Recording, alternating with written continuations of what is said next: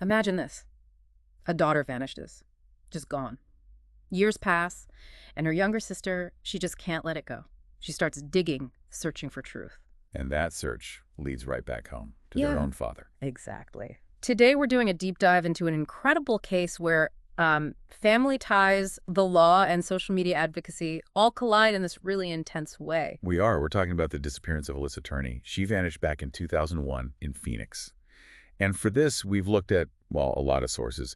News reports from places like The Independent, ABC News, People, NBC, Phoenix New Times, Okay. plus official records, government stuff from California DOJ and NAMUs, Yeah. and also documentaries and podcasts like from Occident and Crime Junkie, even Wikipedia entries. Right. So our mission today is to really unpack all of that. The layers of Alissa going missing, her sister Sarah's incredible fight for answers, and the trial of their father, Michael Turney, which was controversial, doesn't quite cover it. We want to pull out the key insights, help you understand why it's so hard to get justice when there's no body, and just see the sheer power of a sister's determination. Yeah.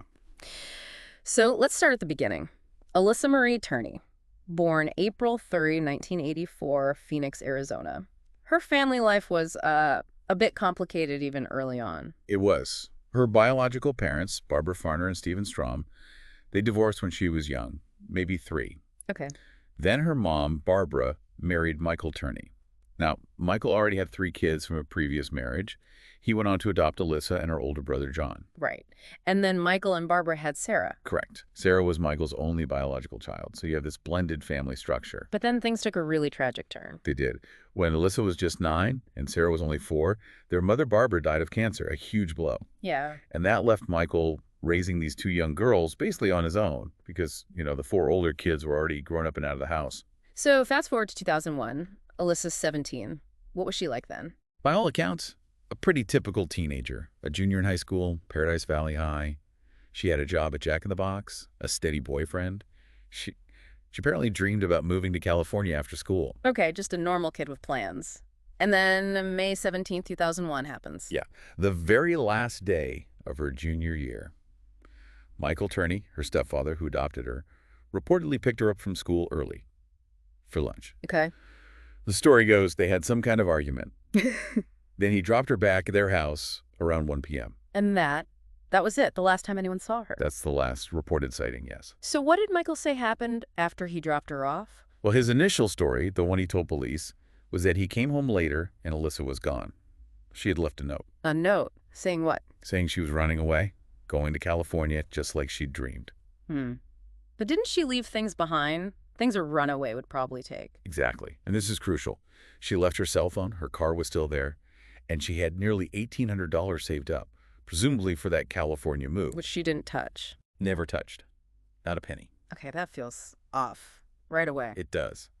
But Michael reported her as a runaway to the police later that same night. And how did people react initially? Her sister Sarah, the police. Well, Sarah was only 12 at the time. She, like the authorities initially, seemed to believe the runaway story, or at least hoped she'd come back. So no big investigation right away. No immediate suspicion of foul play, no major police investigation at that point. They treated it as a runaway case. Michael even claimed he got a call from Alissa about a week later. Oh, really? Yeah, supposedly from a payphone in Riverside, California, which kind of reinforced his story, at least on the surface. Right. So the case just went cold for years. Pretty much. Yeah. Until 2006. Things started to shift then. What happened in 2006? Well, kind of a strange twist. A convicted serial killer, a guy named Thomas Albert Heimer, he confessed to killing Alissa. Whoa, seriously? Yeah. But it turned out to be a false confession. Investigators checked it out, and it didn't hold water. He wasn't involved. Okay, so a dead end. It was a dead end with Heimer, but it did something important. It made 2 Phoenix detectives, William Anderson and Stuart Summershoe, take a fresh look at this cold case file. And when they looked closer, those initial odd details must have jumped out again. Absolutely. The untouched money, the phone left behind, the car. The note itself started to seem suspicious under fresh scrutiny. It just didn't fit the profile of a typical runaway. So their focus shifted. It did, away from the runaway theory and, increasingly, towards Michael Turney. By December 2008, he was officially considered the main suspect. So 2008, the investigation reopens in earnest. What started coming out then? What were people saying about Michael? Well, when police started re-interviewing friends, family, people who knew them back in 2001, a different picture of Michael started to emerge. How so? Words like strict, overprotective, even overbearing kept coming up.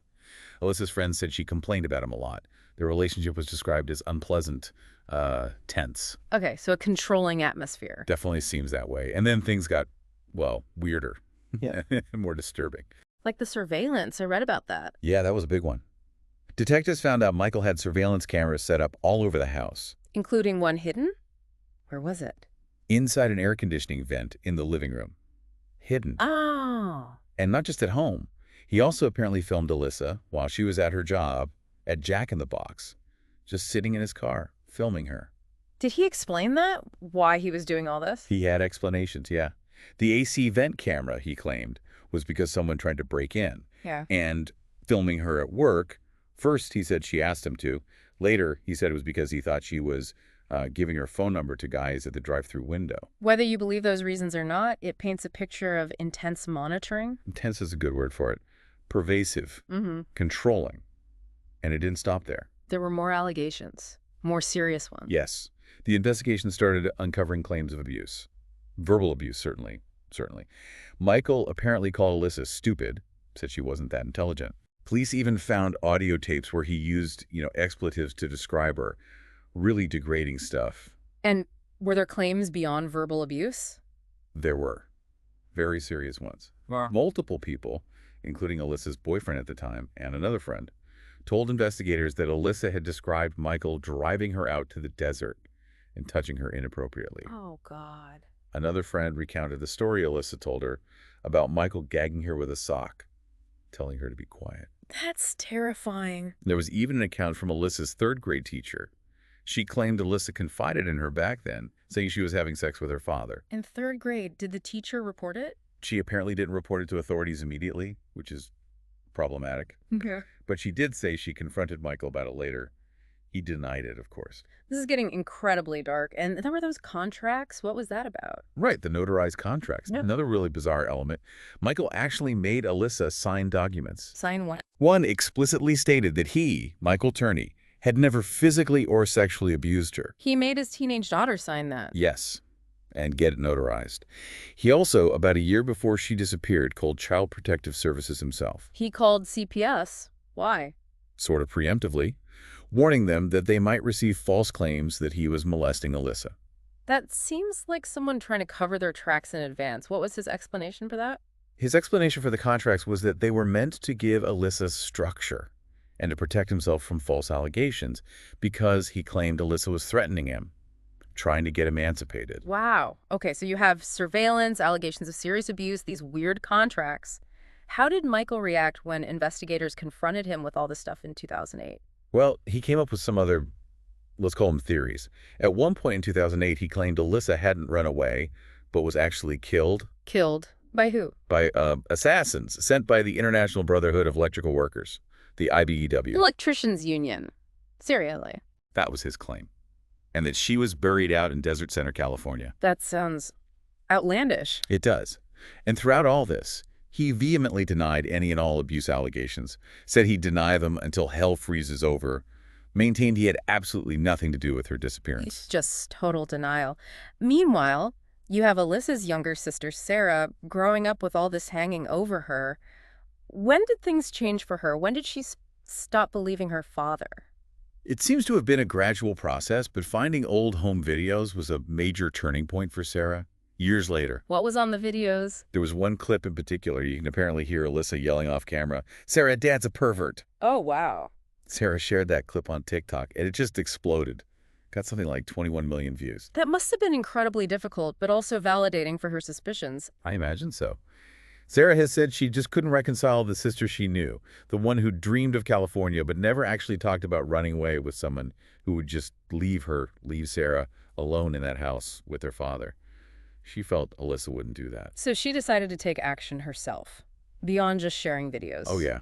She really became a force. Mm. In June 2019, she launched her own podcast, Voices for Justice. Using what as source material?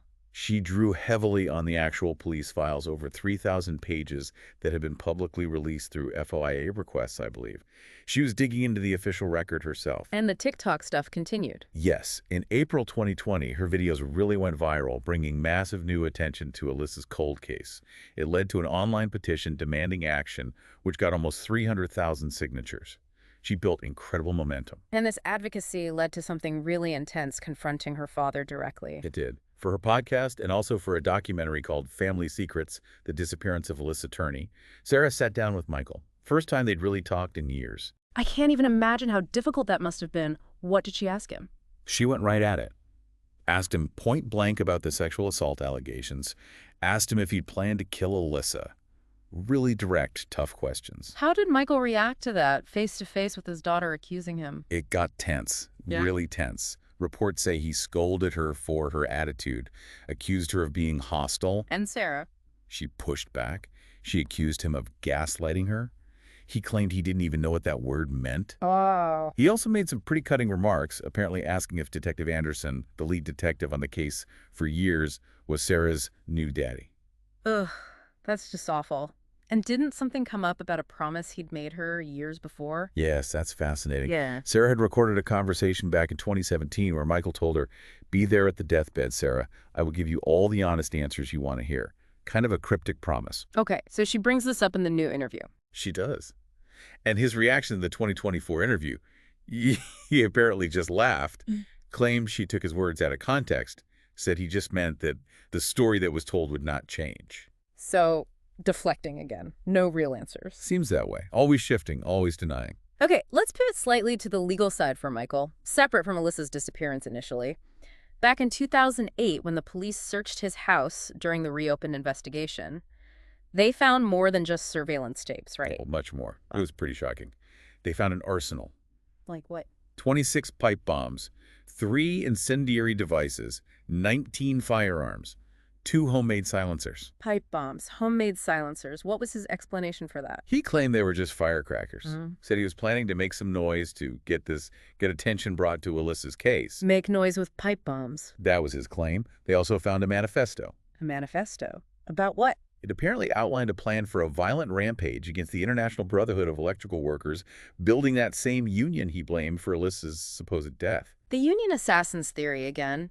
He denied plotting an attack, though. He denied the bombing plot, yes, but the possession of the bombs themselves was undeniable. So he faced legal consequences for the bombs, right? Even if it wasn't directly related to Alissa. He did. In 2010, he pleaded guilty to possessing those illegal explosive devices. And he went to prison. Yes, sentenced to 10 years in federal prison. She got out in 2017. But like Detective Anderson said, that wasn't justice for Alissa. Exactly his point. Him going to jail for that is not justice for Alissa. It addressed the bomb plot, or the possession at least, but the question of what happened to Alissa remained wide open. But Sarah's advocacy, the podcast, the TikTok pressure, it didn't stop. And eventually it led to charges related directly to Alissa. It absolutely did. The pressure kept building. And in August 2020, a major development, Michael Turney was arrested. And charged with. Second-degree murder in connection with Alissa's disappearance and presumed death. And officials credited Sarah. Explicitly. The Maricopa County attorney at the time, Alistair Adele, specifically pointed to Sarah's perseverance and commitment as a key factor in bringing the charge. It was a huge moment. Validation for Sarah's relentless work. So finally, a trial focused on Alissa. It happened in July 2023. What was the core argument the prosecution made? The trial lasted 6 days. The prosecution's theory centered on motive. They argued Michael believed Alissa was going to expose the alleged sexual abuse. So the motive was silencing her. That was the theory they presented, that he acted to prevent her from revealing what he had allegedly done. But didn't the judge make a ruling about the abuse allegations? Yes, and this was a major, major setback for the prosecution. The judge ruled that all those claims of sexual abuse we discussed earlier, they were legally considered hearsay. Meaning They couldn't be presented to the jury as direct evidence of abuse. They were barred from discussion during the trial itself. So the prosecution couldn't fully present their alleged motive. Pretty much. It significantly weakened their case, as that motive was central to their narrative. And the outcome of the trial. Michael Turney was acquitted. The charges were dismissed. How did that happen? Did the defense present a strong case? The defense basically argued there just wasn't enough evidence. Nobody had ever been found. There was no physical evidence linking Michael directly to a murder, no crime scene identified. Right, the classic challenge of a nobody case. Exactly. And the judge ultimately agreed with the defense before they even needed to present their full case. She cited something called Arizona's Rule 20. Rule 20, what's that in simple terms? It essentially allows a judge to dismiss charges mid-trial if they determine that the prosecution hasn't presented sufficient evidence, substantial evidence, legally speaking, for any reasonable jury to possibly convict. So the judge decided the prosecution didn't meet the minimum threshold of proof. That's what the ruling means, yes. Yeah. So, charges dismissed, Michael acquitted.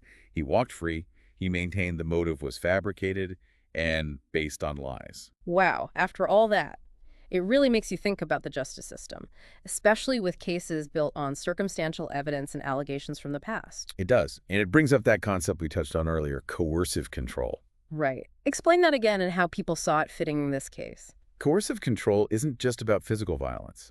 It's a pattern of behavior intimidation, constant surveillance like we saw, psychological abuse, isolation designed to dominate someone and strip away their freedom and autonomy. And people felt Michael's behavior fit this pattern? Very much so.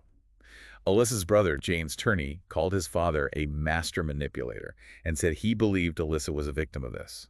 And Dr. Evan Stark, the expert who actually coined the term coercive control, Yes. he looked at the details of Alyssa's case and called it a textbook example. The surveillance, the contracts, the alleged abuse, it all fits that pattern. If it's a textbook example, why wasn't this argued more strongly at trial? Could it have made a difference? Well, here's the rub. Coercive control as a pattern of behavior is not actually a specific criminal offense in Arizona. There's no law against coercive control itself. Ah, I see. So it's a concept, but not a crime they could charge him with. Exactly. Alyssa's brother James wanted prosecutors to bring in expert witnesses, like maybe Dr. Stark, to explain this pattern to the jury, to connect the dots between seemingly smaller controlling behaviors and a larger, potentially dangerous dynamic. But the prosecutors decided against it. They did. They apparently felt they already had a motive, the alleged sexual abuse, and didn't think adding the coercive control framework was necessary or perhaps legally feasible within the trial structure. Do experts think that was a missed opportunity? Dr. Stark argued it was. He felt an expert could have helped the jury see how behaviors that might seem minor in isolation, like filming someone at work or making them sign weird contracts, could be part of a larger malevolent pattern that could ultimately culminate in violence, in her death. It could have provided crucial context, perhaps. But it didn't happen. And Detective Anderson said, what about future charges? He basically said the options have run out. Statutes of limitations on other potential charges have likely expired. Michael Turney will probably remain a free man. So after everything, the core mystery remains. Alyssa is still gone. Still gone. Her body has never been found. That's the heartbreaking reality. And Michael Turney still says. He maintains he has no idea where Alyssa is, alive or dead. That's his public stance. But Sarah, her sister, she doesn't believe Alyssa's alive, does she? No. Sarah has said publicly, "In my heart, I feel certain that Alyssa is gone." She believes her sister is deceased. Despite the acquittal, has Sarah found any sense of closure or peace? She has said she's at peace with what